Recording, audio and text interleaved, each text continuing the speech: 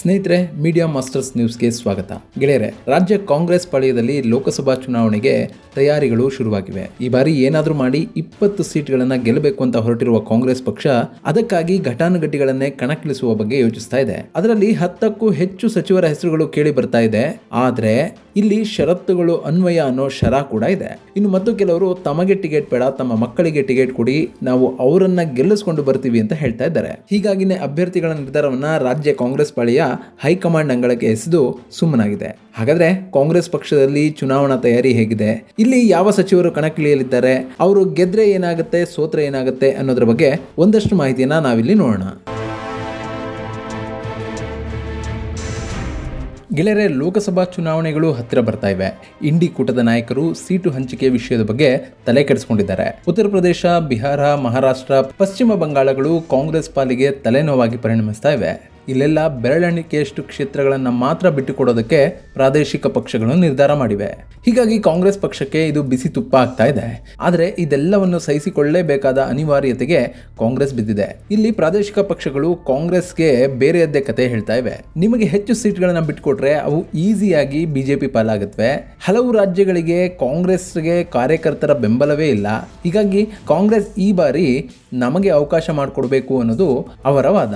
ಈ ಬಗ್ಗೆ ಚರ್ಚೆಗಳು ಆರಂಭ ಆಗಿದ್ದು, ಇಂಡಿ ಕೂಟದ ಪಕ್ಷಗಳು ಯಾವ ನಿರ್ಧಾರಕ್ಕೆ ಬರಲಿವೆ ಅನ್ನೋ ಕುತೂಹಲ ಹೆಚ್ಚಾಗ್ತಾ ಇದೆ. ಒಂದು ಕಡೆ ಉತ್ತರ ಭಾರತದಲ್ಲಿ ಕಾಂಗ್ರೆಸ್ ಪಕ್ಷಕ್ಕೆ ಪ್ರಾದೇಶಿಕ ಪಕ್ಷಗಳು ತಲೆನೋವಾಗ್ತಾ ಇದ್ರೆ, ದಕ್ಷಿಣ ಭಾರತದ ಕರ್ನಾಟಕ ಮತ್ತು ತೆಲಂಗಾಣದಲ್ಲಿ ಸದ್ಯಕ್ಕೆ ಕಾಂಗ್ರೆಸ್ಗೆ ಆ ತಲೆಬಿಸಿ ಇಲ್ಲ. ಈ ಎರಡು ರಾಜ್ಯಗಳಲ್ಲಿ ಕಾಂಗ್ರೆಸ್ ಪಕ್ಷವೇ ಅಧಿಕಾರದಲ್ಲಿರೋದ್ರಿಂದ ಇಲ್ಲಿನ ಒಟ್ಟು 45 ಸ್ಥಾನಗಳಲ್ಲಿ ಅಟ್ಲೀಸ್ಟ್ 30 ಸ್ಥಾನಗಳನ್ನು ಗೆಲ್ಲುವ ಗುರಿಯನ್ನ ಕಾಂಗ್ರೆಸ್ ಹಾಕೊಂಡಿದೆ.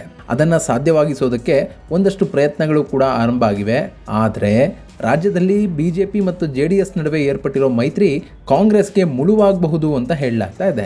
ಸೊ ಈ ಸವಾಲನ್ನು ಮೆಟ್ಟಿ ನಿಂತು 20 ಸೀಟ್ಗಳ ಗುರಿಯನ್ನು ಮುಟ್ಟೋದಕ್ಕೆ, ಅದಕ್ಕಾಗಿ ಘಟಾನುಘಟಿಗಳನ್ನ ಈ ಬಾರಿ ಲೋಕಸಭಾ ಕ್ಷೇತ್ರದ ಅಭ್ಯರ್ಥಿಗಳನ್ನಾಗಿ ಮಾಡೋದಕ್ಕೆ ಕಾಂಗ್ರೆಸ್ ಹೊರಟಿದೆ. ಈ ಪಟ್ಟಿಯಲ್ಲಿ ಒಂದಷ್ಟು ಸಚಿವರಿದ್ದಾರೆ, ಮತ್ತಷ್ಟು ಮಾಜಿ ಸಂಸದರಿದ್ದಾರೆ, ಮಾಜಿ ಸಚಿವರುಗಳಿದ್ದಾರೆ, ಹಾಗೂ ಮಾಜಿ ಮುಖ್ಯಮಂತ್ರಿ ಕೂಡ ಈ ಪಟ್ಟಿಯಲ್ಲಿ ಇರೋದನ್ನ ನಾವು ಗಮನಿಸಬೇಕಾಗಿದೆ.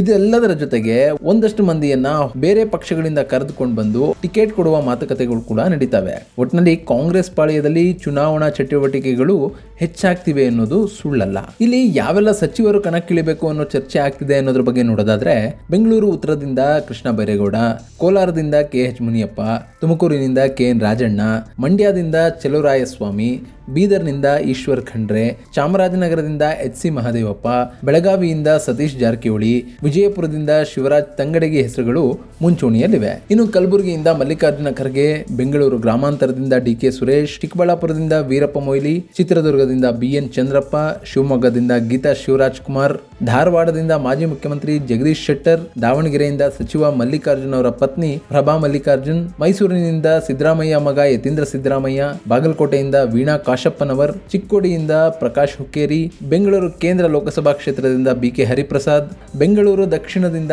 ಸೌಮ್ಯ ರೆಡ್ಡಿ ಹೆಸರುಗಳು ಪ್ರಬಲವಾಗಿ ಕೇಳಿ ಬರ್ತಾ ಇವೆ.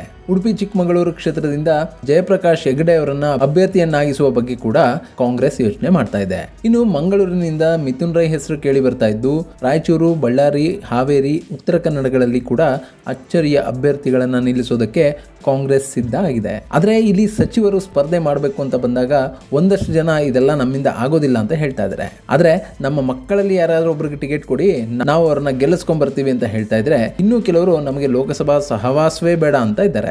ಅದಕ್ಕೆ ಕಾರಣಗಳು ಕೂಡ ಇವೆ.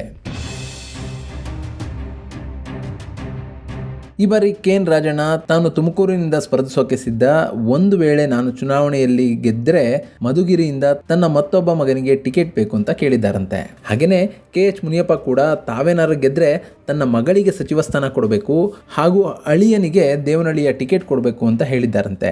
ಇನ್ನು ಚೆಲುವರಾಯಸ್ವಾಮಿ ಮಂಡ್ಯದಲ್ಲಿ ಸ್ಪರ್ಧೆ ಮಾಡೋದ್ರ ಬಗ್ಗೆ ಯಾವುದೇ ಯೋಚನೆ ಮಾಡಿರೋ ಹಾಗೆ ಕಾಣ್ತಾ ಇಲ್ಲ. ಕೃಷ್ಣ ಬೈರೇಗೌಡ ಹೈಕಮಾಂಡ್ ಆದೇಶಕ್ಕೆ ತಲೆಬಾಗೋದಾಗಿ ಹೇಳಿದ್ದಾರೆ. ಇನ್ನುಳಿದಂತೆ ಶಿವರಾಜ್ ತಂಗಡಗಿ ವಿಜಯಪುರದಿಂದ ಸ್ಪರ್ಧೆ ಮಾಡಬಹುದು ಅಂತ ಹೇಳಲಾಗ್ತಾ ಇದೆ. ಇನ್ನು ಬೆಳಗಾವಿ ಕ್ಷೇತ್ರದಲ್ಲಿ ಕಾಂಗ್ರೆಸ್ ಅಭ್ಯರ್ಥಿ ಆಗ್ತಾರೆ ಅಂತ ಅನ್ಕೊಂಡಿದ್ದ ಸತೀಶ್ ಜಾರಕಿಹೊಳಿ ತಮ್ಮ ಮಗಳಿಗೆ ಟಿಕೆಟ್ ಕೇಳ್ತಾ ಇದ್ದಾರೆ. ಅದೇ ರೀತಿ ಚಾಮರಾಜನಗರದಲ್ಲಿ HC ಮಹದೇವಪ್ಪ ತಮ್ಮ ಬದಲಾಗಿ ಮಗ ಸುನಿಲ್ ಬೋಸ್ರನ್ನ ಕಣಕ್ಕಿಳಿಸಿ ಗೆಲ್ಲಿಸೋದಾಗಿ ಹೇಳ್ತಾ ಇದ್ದು, ಚಿಕ್ಕಬಳ್ಳಾಪುರದಲ್ಲಿ MR ಸೀತಾರಾಮ್ ರಕ್ಷಾರಾಮಯ್ಯಗೆ ಟಿಕೆಟ್ ಕೊಡಬೇಕು ಅಂತಿದ್ದಾರೆ. ಹೀಗೆ ಕಾಂಗ್ರೆಸ್ಗೆ ಟಿಕೆಟ್ ಫೈನಲ್ ಮಾಡೋದೇ ದೊಡ್ಡ ಸಮಸ್ಯೆ ಅಂತೆ ಕಾಣ್ತಾ ಇದೆ.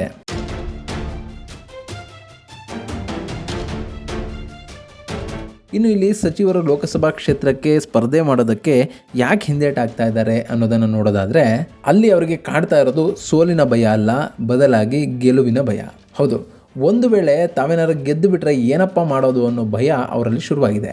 ಯಾಕೆಂದರೆ ಕಳೆದ ವಿಧಾನಸಭಾ ಚುನಾವಣೆ ಹೆಂಗೆ ನಡೀತು ಅನ್ನೋದು ನಿಮ್ಮೆಲ್ಲರಿಗೂ ಗೊತ್ತಿದೆ. ಇಲ್ಲಿ ಯಾರ್ಯಾರು ಎಷ್ಟೆಷ್ಟು ಬಂಡವಾಳ ಹಾಕಿದ್ದಾರೆ ಅನ್ನೋದು ಆ ಕ್ಷೇತ್ರಗಳ ಜನರಿಗಿಂತ ಬೇರಿನ್ಯಾರಿಗೂ ಹೆಚ್ಚು ಗೊತ್ತಿರೋದಕ್ಕೆ ಸಾಧ್ಯನೇ ಇಲ್ಲ. ಸೊ ಬಂಡವಾಳ ಹಾಕಿದ್ದಾರೆ, ಅದನ್ನು ವಾಪಸ್ ತೆಗೆದುಕೊಳ್ಬೇಕು, ಅದಕ್ಕೆ ಒಂದು ದಾರಿ ಆಗಿದೆ. ಆದರೆ ಒಂದು ವೇಳೆ ಲೋಕಸಭಾ ಚುನಾವಣೆಗೆ ಸ್ಪರ್ಧೆ ಮಾಡಿ ಅಲ್ಲಿ ಗೆದ್ದು ಬಿಟ್ಟರೆ ಸಚಿವಗಿರಿ ಹೋಗುತ್ತೆ. ಹಾಕಿರೋ ಬಂಡವಾಳನ ವಾಪಸ್ ತೆಗೆಯೋದಕ್ಕೆ ಮಾಡಿಕೊಂಡಿರೋ ದಾರಿ ಕೂಡ ಮುಚ್ಚಿ ಹೋಗುತ್ತೆ. ಹಾಗೇನಾರಾದರೆ ಮುಂದೇನು ಗತಿ? ಒಂದು ವೇಳೆ ಕಾಂಗ್ರೆಸ್ ಕೇಂದ್ರದಲ್ಲಿ ಅಧಿಕಾರಕ್ಕೆ ಬಂದರೆ ಓಕೆ, ಇಲ್ಲದೆ ಹೋದರೆ ತ್ರಿಶಂಕು ಸ್ಥಿತಿ ಅನ್ನೋ ಲೆಕ್ಕಾಚಾರಗಳು ಒಂದಷ್ಟು ಸಚಿವರಲ್ಲಿವೆ. ಮತ್ತೊಂದು ಕಡೆ ಶಾಸಕರೇ ಸಚಿವರ ಸ್ಪರ್ಧೆಗೆ ಒತ್ತಾಯ ಮಾಡ್ತಾ ಇದ್ದಾರೆ ಅನ್ನೋ ಮಾತುಗಳು ಕೂಡ ಕೇಳಿ ಬರ್ತಾ ಇವೆ. ಅಲ್ಲಿನ ಲೆಕ್ಕಾಚಾರಗಳು ಹೆಂಗಿವೆ ಅಂತಂದರೆ, ಒಂದು ವೇಳೆ ಈ ಸಚಿವರನ್ನು ಲೋಕಸಭೆಗೆ ಕಳುಹಿಸಿಬಿಟ್ರೆ ಸಚಿವ ಸ್ಥಾನ ಖಾಲಿ ಆಗುತ್ತೆ. ಆಗ ಆ ಕುರ್ಚಿ ಮೇಲೆ ತಾವು ಟವಲ್ ಹಾಕ್ಬೋದು ಅಂತ ಕಾಯ್ತಾ ಕೂತಿರೋರ ಸಂಖ್ಯೆ ಏನು ಕಡಿಮೆ ಇಲ್ಲ. ಹೀಗಾಗಿ ಬಹಳಷ್ಟು ಸಚಿವರು ಲೋಕಸಭೆಯ ಸಹವಾಸವೇ ಬೇಡ ಅಂತಿದ್ದಾರಂತೆ. ಸೊ 20 ಸ್ಥಾನಗಳಲ್ಲಿ ಗೆಲ್ಲೋದಕ್ಕೆ ಕಾಂಗ್ರೆಸ್ ಹರಸಾಹಸ ಪಡಬೇಕಾಗಿರೋದಂತೂ ಸುಳ್ಳೇನಲ್ಲ. ಇನ್ನು ಈ ಬಾರಿ ಲೋಕಸಭಾ ಉಸ್ತುವಾರಿಯನ್ನು ಡಿ.ಕೆ. ಶಿವಕುಮಾರ್ ಅವರಿಗೆ ಕೊಡಲಾಗುತ್ತೆ ಅಂತ ಹೇಳಲಾಗ್ತಾ ಇದೆ. ಆದರೆ ಬೆಂಗಳೂರು ಗ್ರಾಮಾಂತರ ಕ್ಷೇತ್ರದ ಸಂಸದ ಡಿ.ಕೆ. ಸುರೇಶ್ ತಮಗಾಗಿ ಬೇರೊಂದು ಸೇಫ್ ಕ್ಷೇತ್ರವನ್ನು ಹುಡುಕ್ತಾ ಇದ್ದಾರೆ ಅನ್ನೋ ಮಾತುಗಳು ಕೂಡ ಕೇಳಿ ಬರ್ತಾ ಇವೆ. ಯಾಕಂದ್ರೆ ಈ ಬಾರಿ ಬಿಜೆಪಿ ಹಾಗೂ ಜೆಡಿಎಸ್ಗಳು ಮೈತ್ರಿ ಮಾಡ್ಕೊಂಡಿವೆ. ಇದರಿಂದ ಆ ಪಕ್ಷಗಳ ಶಕ್ತಿ ಹೆಚ್ಚಾಗುತ್ತೆ ಅನ್ನೋದನ್ನ ಕಾಂಗ್ರೆಸ್ ಪಕ್ಷದ ನಾಯಕರು ಕೂಡ ತಳ್ಳಿ ಹಾಕೋದಿಲ್ಲ. 2008ರಲ್ಲಿ ಯಡಿಯೂರಪ್ಪನವರಿಗೆ ಕೈಕೊಟ್ಟರು ಅನ್ನೋ ಕಾರಣಕ್ಕೆ ಕುಮಾರಸ್ವಾಮಿ ಮೇಲೆ ಒಂದು ಸಮುದಾಯ ಮುನಿಸ್ಕೊಂಡಿತ್ತು. ಆದರೆ ಈ ಬಾರಿ ಯಡಿಯೂರಪ್ಪ ಮತ್ತು ಕುಮಾರಸ್ವಾಮಿ ಇಬ್ಬರು ಕೂಡ ಕೈ ಹಿಡಿದು ಚುನಾವಣೆಗೆ ಹೋಗ್ತಾ ಇದ್ದಾರೆ. ಹಾಗಾಗಿ ಇಲ್ಲಿ ಮತ ಧ್ರುವೀಕರಣ ಆಗುತ್ತೆ ಅನ್ನೋದು ಒಂದು ಲೆಕ್ಕಾಚಾರ. ಅಲ್ಲದೆ ಕೇಂದ್ರದಲ್ಲಿ NDA ಸರ್ಕಾರ ಅಧಿಕಾರದಲ್ಲಿದ್ದು ಚುನಾವಣೆಗೆ ಬೇಕಾದ ಖರ್ಚು ವೆಚ್ಚಗಳನ್ನು ಅಲ್ಲಿಂದಲೇ ಸರಬರಾಜು ಮಾಡುವ ಸಾಧ್ಯತೆ ಇದೆ. ಸೊ ಹಣಕಾಸಿನ ವಿಷಯದಲ್ಲಿ ಕಾಂಗ್ರೆಸ್ ಮತ್ತು ಬಿಜೆಪಿಗಿಂತ ವೀಕ್ ಆಗಿದ್ದ JDSಗೆ ಈಗ NDAದ ಶಕ್ತಿ ಕೂಡ ಸಿಗ್ತಾ ಇದೆ. ಹೀಗಾಗಿ ಈ ಚುನಾವಣೆಯಲ್ಲಿ ಕಾಂಗ್ರೆಸ್ ಪಕ್ಷಕ್ಕೆ ಹೆಚ್ಚಿನ ಸವಾಲು ಎದುರಾಗುವುದರಲ್ಲಿ ಅನುಮಾನಗಳಿಲ್ಲ. ಇಷ್ಟಾದರೂ ಚುನಾವಣೆಯನ್ನ ಚಾಲೆಂಜ್ ಆಗಿ ತೆಗೆದುಕೊಂಡಿರೋ ಕಾಂಗ್ರೆಸ್ ಪಕ್ಷ ಆದಷ್ಟು ಹೆಚ್ಚು ಸೀಟ್ಗಳನ್ನು ಗೆಲ್ಲೋದ್ರ ಕಡೆಗೆ ಗಮನ ಹರಿಸಿದೆ. 2014ರ ಲೋಕಸಭಾ ಚುನಾವಣೆ ಸಂದರ್ಭದಲ್ಲಿ ಕಾಂಗ್ರೆಸ್ ಪಕ್ಷಕ್ಕೆ ಅತಿ ಹೆಚ್ಚು ಸಂಸದರನ್ನು ಕಳುಹಿಸಿಕೊಟ್ಟ ರಾಜ್ಯ ಕರ್ನಾಟಕ ಆಗಿತ್ತು. ಸೊ ಈ ಬಾರಿ ಕೂಡ ಅದನ್ನ ರಿಪೀಟ್ ಮಾಡೋ ಹುಮ್ಮಸ್ಸಲ್ಲಿ ಸಿದ್ದರಾಮಯ್ಯ ಹಾಗೂ ಡಿ.ಕೆ. ಶಿವಕುಮಾರ್ ಇದ್ದಾರೆ. ಆದರೆ ಆ ಹುಮ್ಮಸ್ಸು ಅಭ್ಯರ್ಥಿಗಳ ಆಗುವವರಲ್ಲಿ ಕಾಣ್ತಾ ಇಲ್ಲ ಅನ್ನೋದು ಪಕ್ಷದ ಚಿಂತೆಗೆ ಕಾರಣ ಆಗ್ತಾ ಇದೆ. ಒಟ್ಟಿನಲ್ಲಿ ಹಾಕಿರೋ ಬಂಡವಾಳನ ಹಿಂದಕ್ಕೆ ಪಡೆಯೋ ಸಂದರ್ಭದಲ್ಲಿ ಲೋಕಸಭೆಯನ್ನು ಬಿಸಿ ತುಪ್ಪ ಸಚಿವರ ಪಾಲಿಗೆ ಬಂದಿದೆ. ಅದನ್ನ ಅವರು ಉಗಿತಾರ ನುಂಗ್ತಾರ ಅನ್ನೋದನ್ನ ಕಾದು ನೋಡಬೇಕು. ಇದು ಗೆಳೆಯರೇ ಲೋಕಸಭಾ ಚುನಾವಣೆಗೆ ಕಾಂಗ್ರೆಸ್ ನಡೆಸಿರುವ ಸಿದ್ಧತೆಯ ಬಗ್ಗೆ ಒಂದಷ್ಟು ಮಾಹಿತಿ. ಮುಂದಿನ ವಿಡಿಯೋದಲ್ಲಿ ಮತ್ತೊಂದು ವಿಶೇಷವನ್ನು ನಿಮ್ಮ ಮುಂದಿಡ್ತೀನಿ. ಅಲ್ಲಿವರೆಗೂ ನಮಸ್ಕಾರ.